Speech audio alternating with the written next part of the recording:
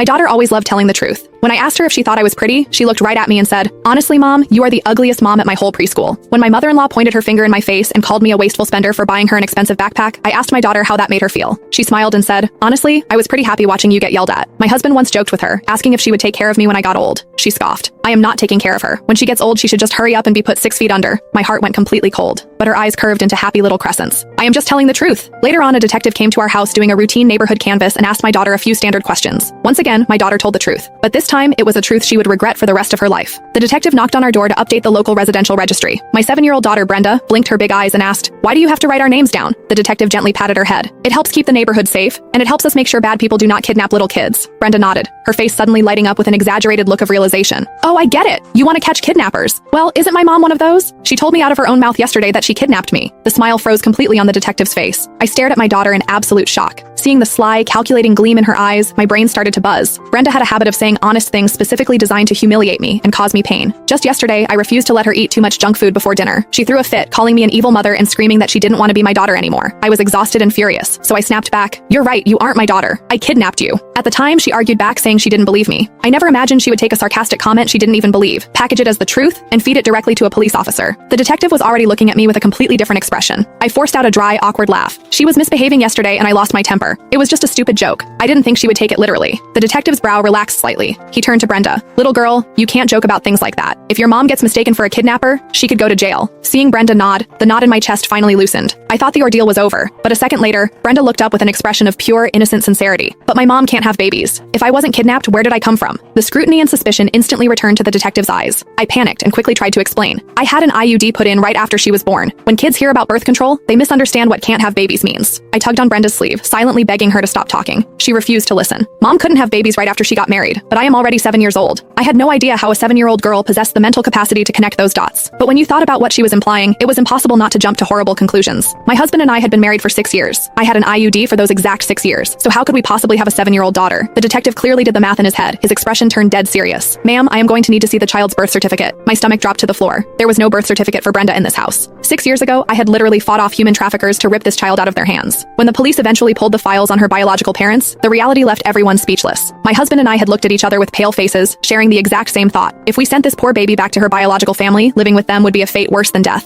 We simply couldn't bear it. So we went through the system, adopted her, and raised her to this day. Brenda probably thought my angry comment yesterday was just a cruel joke, but she had no idea that the joke was actually the truth. The only reason we never told her was that we didn't want her to feel like an outsider in her own home. But now, if I didn't confess, this detective might actually put me in handcuffs. Just as I opened my mouth to explain the adoption, Brenda suddenly shrieked in mock excitement.